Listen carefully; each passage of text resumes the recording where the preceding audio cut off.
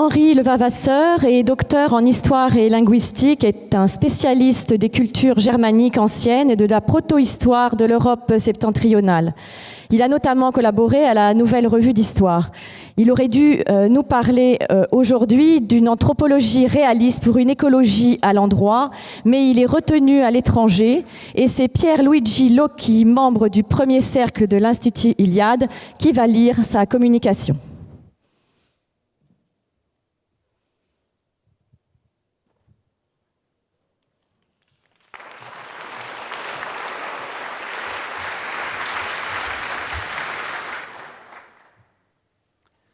Bonjour. De vibrants appels à sauver la planète résonnent aujourd'hui de toutes parts. Ils ne sont dénués ni d'arrière-pensée politique, ni d'incohérence. Peut-on en effet dénoncer les ravages de la société de consommation sans renoncer au mythe du progrès et du développement indéfini? Peut-on déplorer les effets de la mondialisation sur l'environnement et prôner en même temps l'instauration d'une gouvernance mondiale? Peut-on s'opposer à la dérégulation économique libérale et vanter les mérites d'une vision libertaire de la société? En vérité, il n'y a pas d'écologie crédible sans une anthropologie réaliste. Il ne s'agit pas de sauver la planète. La Terre, plus ancienne que l'apparition de l'homme, pourrait fort bien subsister sans lui à l'avenir. L'enjeu est surtout de préserver les conditions d'existence de notre espèce, ce qui passe nécessairement par une réflexion fondamentale sur l'essence de la nature humaine. Tel est le socle sur lequel nous pouvons fonder une éthique, c'est-à-dire une manière spécifique de nous tenir dans le monde et de prendre soin de celui-ci, conformément à l'usage établi par nos aïeux.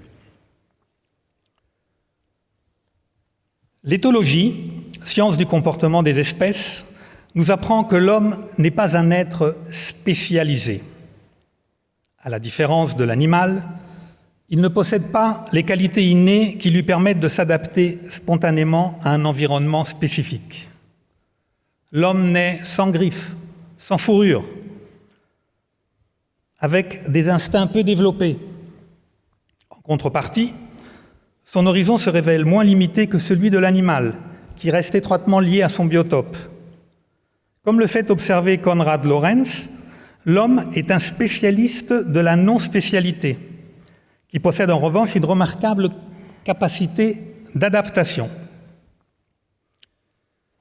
Autrement dit, ce dont la nature ne l'a pas doté à la naissance, l'homme l'acquiert par l'apprentissage et par l'œuvre de ses mains. C'est ce que les Grecs nomment la technique. La mythologie grecque illustre parfaitement cette particularité qui représente à la fois une lacune et une force. Chargé par Zeus de répartir différents attributs parmi les animaux, le titan Épiméthée s'acquitte de cette tâche sans rien laisser d'utile aux hommes, qui demeurent vulnérables jusqu'à ce que Prométhée dérobe pour eux le feu divin. Le philosophe Arnold Gehlen s'inscrit dans le droit fil de cette conception antique lorsqu'il définit l'homme comme un être incomplet, inachevé à la naissance, mais, je cite, « ouvert au monde ». L'enfant, ignorant au berceau, apprend à dominer son environnement et à communiquer avec ses semblables grâce à l'enseignement des siens. L'homme est ainsi, je cite encore Gehlen, un être de culture par nature, par conséquent un être social. Le développement de notre intelligence est intimement lié à l'apprentissage d'une langue, elle-même héritière et porteuse d'une culture qui fonde notre vision du monde et structure notre pensée. Il n'y a donc pas d'état de nature préexistant à la société comme le croit Hobbes. L'espèce humaine n'est pas constituée d'individus abstraits, dotés de droits universels antérieurs à un contrat social, comme l'affirment les penseurs des Lumières. Au contraire, l'émergence d'une culture est toujours intimement liée à un territoire. ceux qui impliquent la notion de frontière, de limite. Toute culture est le produit de l'histoire d'un peuple donné, c'est-à-dire d'un groupe humain particulier sur un espace géographique délimité. Frontières et limites ne doivent pas être perçues comme des carcans qui nous enferment, mais bien comme les conditions d'existence des cultures humaines dans leur diversité. De même, aucune culture ne se développe sans ordre social ni sans institution.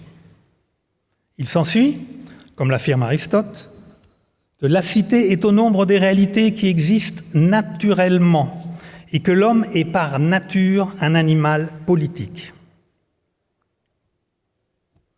Nous l'avons évoqué tout à l'heure dans le débat, l'homme n'existe pas isolément à la façon du sujet cartésien pour entrer ensuite en relation avec le monde.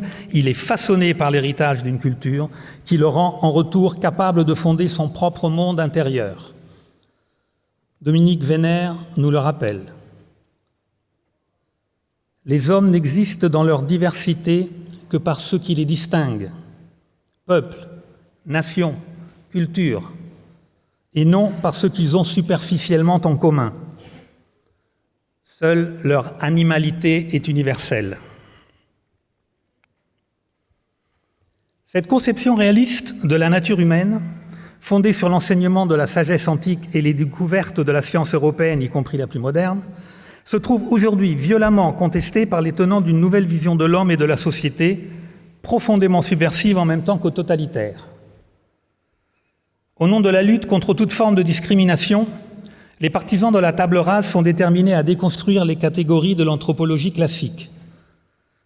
N'hésitant pas à utiliser la pression médiatique et sociale, voire la contrainte juridique et étatique, ils entendent imposer définitivement le modèle de l'identité fluide, destiné à remplacer les familles naturelles et les peuples, entités jugées oppressives ou périmées.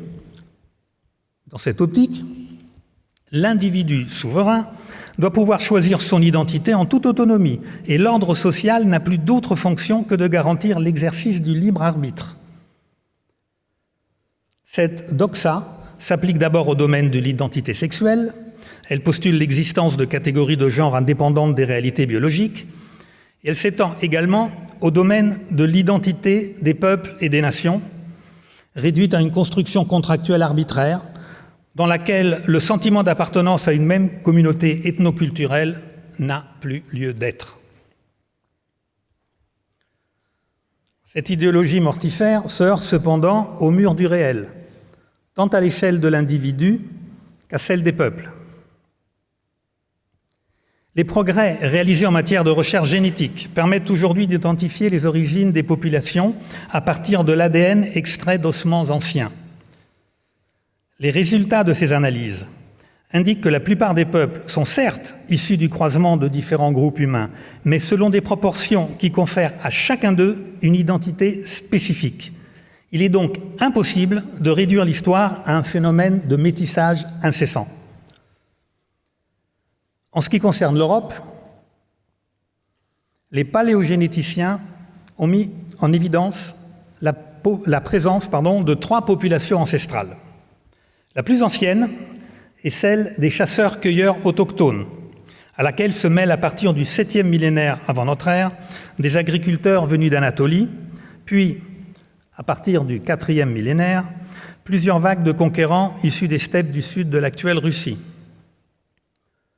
Ce sont ces derniers qui imposent partout où ils s'établissent la langue reconstituée sous le nom d'indo-européen, matrice de toutes les langues parlées jusqu'à aujourd'hui sur notre continent, à l'exception du basque et des langues finno-ougriennes. Depuis lors, aucun apport nouveau n'est venu modifier aussi profondément le patrimoine génétique et linguistique des peuples européens. Ce détour par la plus longue mémoire de l'Europe nous ramène directement au cœur de notre sujet. À rebours du fantasme de l'individu capable de s'autoconstruire, affranchi des conditionnements biologiques et communautaires, l'homme est d'abord, je le redis, un animal social et politique. Sa nature profonde est déterminée par le double héritage transmis par ceux qui l'ont précédé, la langue et la culture, d'une part, le patrimoine génétique, d'autre part. À l'échelle collective, ce double héritage constitue l'identité d'un peuple, avec les mœurs et la vision du monde qui lui sont attachées. Cette identité n'est pas figée. Comme l'écrit Dominique Vénère, la tradition ne se réduit pas au passé. Elle est ce qui persévère et traverse le temps. Elle est un murmure des temps anciens et du futur. Elle est notre boussole intérieure. L'identité est donc ce potentiel qu'il nous revient de réaliser selon les modalités propres à chaque époque, afin d'entrer en résonance avec notre destin. Les peuples d'Europe sont porteurs d'un héritage ethnique et culturel spécifique.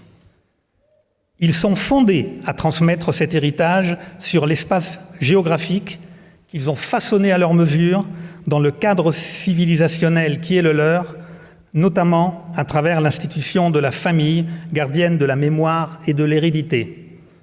C'est ce droit fondamental que nous revendiquons pour nos peuples, droit fondamental que le pape François reconnaît volontiers aux Indiens d'Amazonie, mais refuse aux Européens sommés d'ouvrir leurs portes sans résistance. L'écologie bien comprise ne consiste donc pas seulement à protéger les espèces animales, mais également à préserver la diversité des peuples. Une diversité des peuples façonnée par des milliers d'années de longue patience, selon la belle formule de Jean Mabir. C'est en retrouvant une claire conscience de sa spécificité que l'homme européen pourra recommencer à cultiver une forme particulière d'excellence en conformité avec sa nature, en refusant cette métaphysique de l'illimité dont la démesure constitue le ressort ultime de la modernité. À l'appétit du toujours plus, l'homme enraciné oppose la logique du toujours mieux. Fidèle à une éthique en accord avec sa tradition, il cesse de regarder la terre comme un fonds inépuisable dont l'exploitation effrénée permet d'entretenir l'illusion d'une trajectoire de développement et de progrès infini.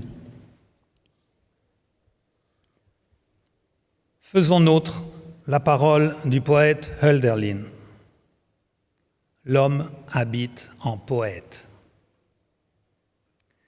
Faisons nôtre cette parole, afin que le monde redevienne pour nous un espace sacré, où s'unissent la terre et le cosmos, les hommes et le divin.